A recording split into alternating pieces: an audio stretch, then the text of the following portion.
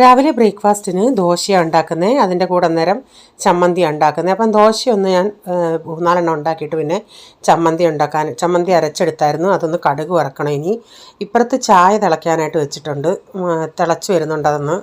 അപ്പം ഞാൻ ചായ കുടിച്ചില്ലായിരുന്നു. അപ്പോൾ എനിക്കൂടെ ഒരു ചായ എടുത്തിട്ട് കുടിക്കാനായിട്ട് അവിടെ എടുത്ത് വെച്ചിട്ടുണ്ട്. അപ്പോൾ എല്ലാവർക്കും ബ്രേക്ക്ഫാസ്റ്റൊക്കെ കൊടുത്തു. അപ്പം ഞാനും കഴിക്കാനായിട്ട് എടുത്തിട്ടുണ്ട് ദോശയും ചമ്മന്തിയും.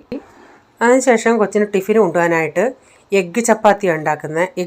എഗ്ഗ് ദോശയാണ് ഉണ്ടാക്കുന്നത്.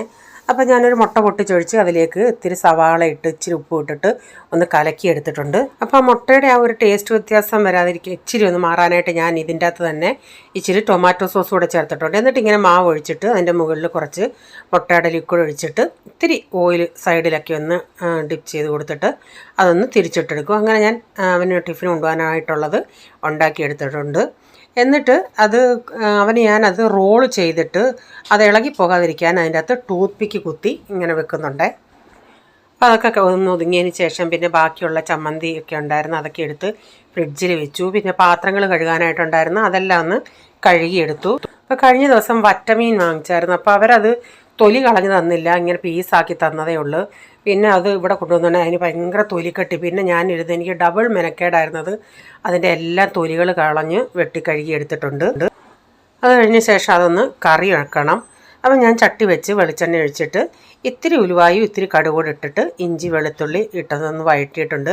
കറിവേപ്പില ഉണ്ടെങ്കിൽ എൻ്റെ കയ്യിൽ നല്ല ഫ്രഷ് കറിവേപ്പില ഇല്ലായിരുന്നു, അതുകൊണ്ടാണ് ചേർക്കാഞ്ഞ. കറിവേപ്പില ഉണ്ടെങ്കിൽ കറിവേപ്പിലയും ചേർത്തിട്ട് ഇതിലേക്ക് 1/2 ടീസ്പൂൺ മഞ്ഞൾപ്പൊടിയും ഞാനൊരു 7 ടേബിൾ സ്പൂൺ കാശ്മീരി മുളക് പൊടി ചേർത്തിട്ടുണ്ട്. വേറെ ഒരു പൊടിയും ചേർത്തിട്ടില്ല, ഇതേ ചേർത്തിട്ടുള്ളൂ. എന്നിട്ട് ഇതിൻ്റെ പച്ചമണം പോകുന്നിടം വരെ ഒന്ന് മൂപ്പിച്ചെടുത്തിട്ട് കുറച്ച് വെള്ളം ഒഴിച്ചിട്ട് അതൊന്ന് ലൂസാക്കിയതിന് ശേഷം പിന്നെ പുളിവെള്ളം ഇട്ടു.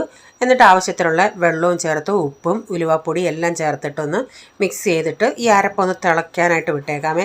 ചില സമയത്ത് ഞാൻ മല്ലിപ്പൊടി ചേർക്കും. മിക്കവാറും ഞാൻ മീൻകറി വെക്കുമ്പം മല്ലിപ്പൊടി ചേർക്കാറില്ല, ചുരുക്കമായിട്ടങ്ങനെ മല്ലിപ്പൊടി ചേർക്കത്തുള്ളൂ. എന്നിട്ട് ഇപ്പോൾ ഈ അരപ്പൊക്കെ ഒന്ന് തിളച്ച് വരാറാണ് മീൻ കഷ്ണങ്ങളെല്ലാം പറക്കിയിട്ട് കൊടുത്തിട്ടുണ്ട്. എപ്പോഴും മീൻകറി വെക്കുന്നുണ്ടെങ്കിൽ കഷ്ണങ്ങളുടെ മുകളിൽ ഇങ്ങനെ പരാപരമേ വെള്ളമാകാവൂ. എന്നിട്ട് കറിവേപ്പില ഇട്ട് ഒരു 10-15 മിനിറ്റ് 15-20 മിനിറ്റ് ആകുമ്പോൾ ഇത് നന്നായി തിളച്ച് വറ്റി വരും. അന്നേരം ഇച്ചിരി വെളിച്ചെണ്ണയും കറിവേപ്പില ഇട്ട് കൊടുത്താൽ മതി. ഇപ്പം നമ്മുടെ മീൻകറി ഇവിടെ റെഡി ആയിട്ടുണ്ട്. പിന്നെ എനിക്ക് ഇച്ചിരി വെളുത്തുള്ളി അച്ചാറിൻ്റെ ഓർഡർ ഉണ്ടായിരുന്നു, കുറച്ചേ ഉള്ളായിരുന്നു. അപ്പം ഞാനിതൊന്നും വെളുത്തുള്ളി ഒന്നും സ്റ്റോക്ക് ചെയ്ത് വെക്കാറില്ല. ആളുകൾ പറയുന്നതനുസരിച്ച് ഇട്ട് കൊടുക്കാറുള്ളൂ. ആർക്കെങ്കിലും അച്ചാർ വേണമെന്നെങ്കിൽ ഇന്ത്യയിൽ എവിടെയും ഞാൻ കൊറിയർ ചെയ്ത് കൊടുക്കുവേ. അപ്പം ഈ വീഡിയോയുടെ ഫുള്ളായിട്ടുള്ള വീഡിയോ ആർക്കെങ്കിലും കാണാൻ താല്പര്യമുണ്ട്, ഞാൻ ബിജീസ് കിച്ചൻ ചാനൽ വ്ലോഗിൽ ഇട്ടിട്ടുണ്ട്. അപ്പോൾ ഇന്നത്തെ വിശേഷങ്ങൾ ഇതൊക്കെയായിരുന്നേ.